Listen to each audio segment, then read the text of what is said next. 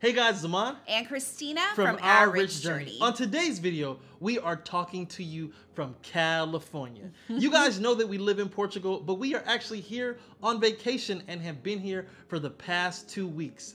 And there is a reoccurring theme that we are noticing since we've arrived. The cost of housing is on everyone's mind. And you know, Christina and I, we have been paying attention to the real estate market here in California just because it's where we really got our start when it came to investing in real estate. And in fact, we built our wealth on our investments in real estate here in California. And so what we are observing now is something that is actually troubling us. And so on today's video, what we want to talk about are some things that concern us with the real estate market here in California. And just because you're not from California, we still think you should watch this video, because wherever you're from, you may be encountering the same real estate issues. And so this video may be a word of caution for you. And so we are going to be sharing our thoughts on the real estate market here in California, but really this is applicable for anyone who is living in a high cost of living area. But we're choosing California because that is really our home state. That is what we are used to. But California has some really unique stats as it pertains to its housing situation. So based off of information from the California Department of Housing and Community Development, overall home ownership rates in California are their lowest since the 1940s.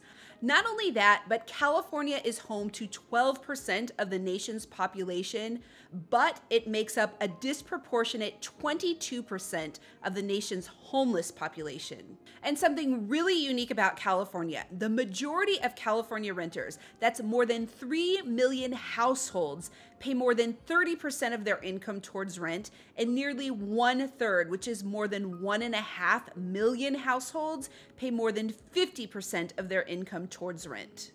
So I mentioned these stats just to give you some context of how the housing market is in California. I mean, the lowest amount of ownership since the 1940s is really huge, but at the same time, housing prices continue to rise and people are struggling to get their foot in the door in terms of home ownership.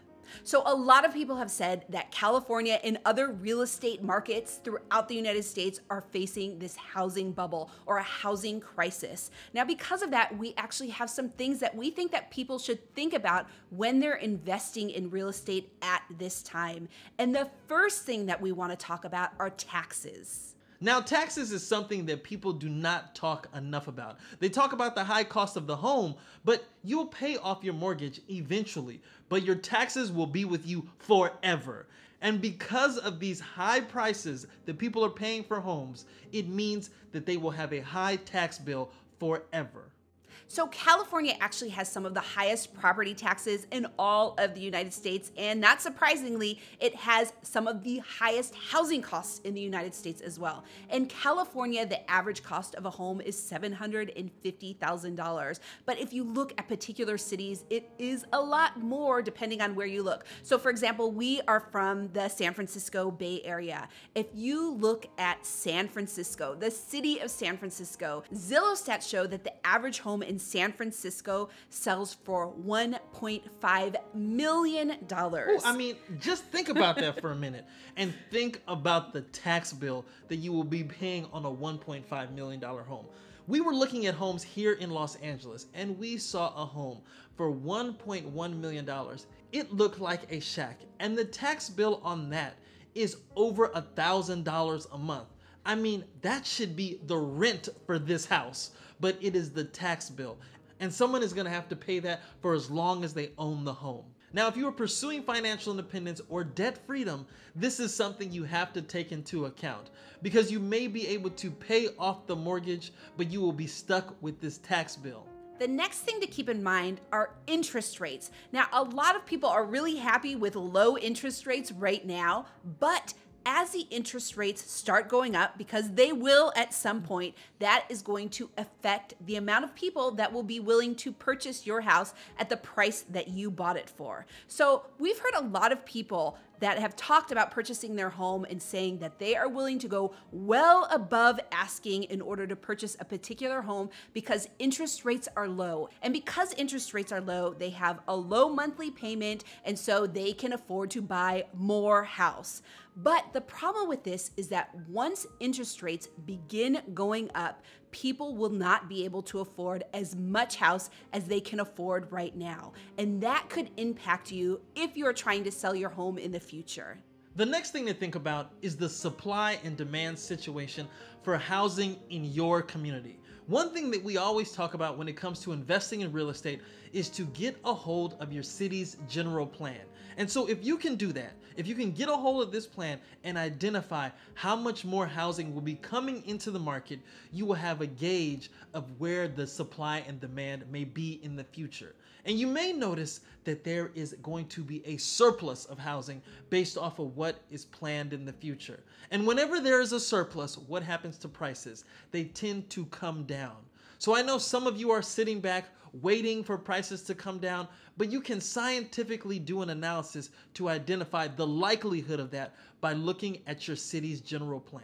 So the last point we have when you're focused on investing in real estate in markets like this is really do an analysis of renting versus owning. A lot of people automatically assume that owning is better, but in a lot of cases, renting can be better, especially if you're saving money by renting and using that money to invest in other areas like the stock market, for example.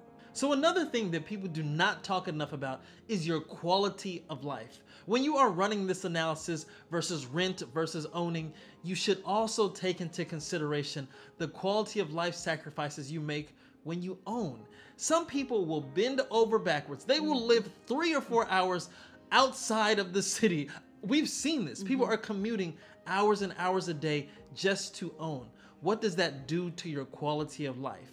If you are house rich but pocket change poor, then you cannot afford to do anything. And how does that affect your quality of life? If you can't go out to eat, go on vacation, if you cannot afford to do anything fun because all of your money is going into paying this mortgage. So we mentioned at the beginning of this video that we invested in real estate, and it was a big reason how we grew our wealth and were able to retire early.